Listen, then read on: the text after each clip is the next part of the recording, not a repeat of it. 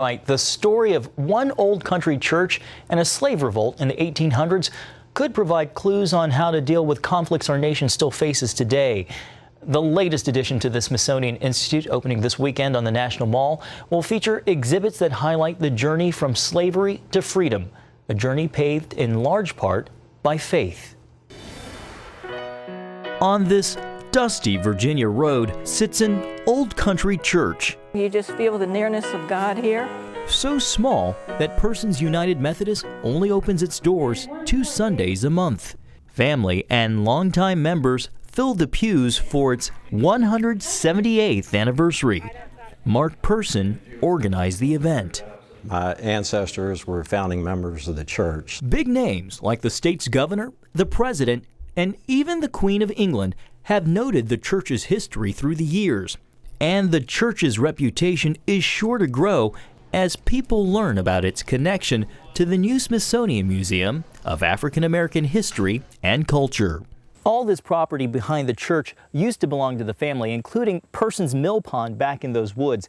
It has historical significance because back in 1827, a young African American preacher was baptized there. He would go on to lead the largest and bloodiest slave rebellion in American history. His name? Nat Turner, a deeply religious slave who learned how to read. A powerful speaker nicknamed the Prophet, Turner claimed he saw visions from God.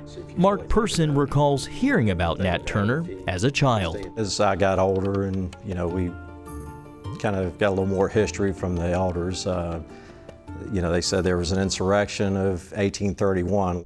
Mark's great-great-uncle was among the dozens of people killed in the rebellion against white slave owners led by Turner.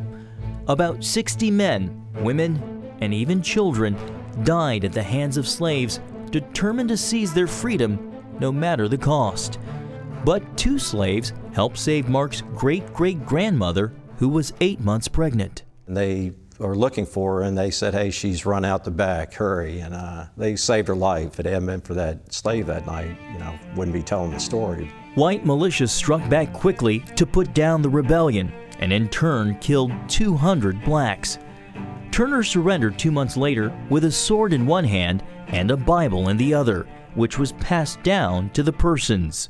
So since 1912, that Bible has been in the family. After 100 years of safekeeping, the family learned about plans for the new museum and decided the time was right to donate the Bible. We'd talk about, hey, that Bible maybe belongs where a few more people might see it. Although painful, Mark believes there are important lessons for all of us to learn from the past. God still has his hand on everything, and the slaves went through a lot. It had to be dehumanizing, and the families were split up. I've met some people that said that they equate it to the Nat Turner uprising as give me liberty or give me death.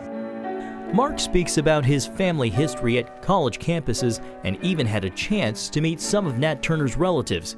He says it opened the door to reconciliation, a major goal of the new museum. Race and reconciliation is a part of what our hope is. It is my belief that everyone who visits the museum will come out of it different and better. A divided past through the lens of a shared history and a shared future.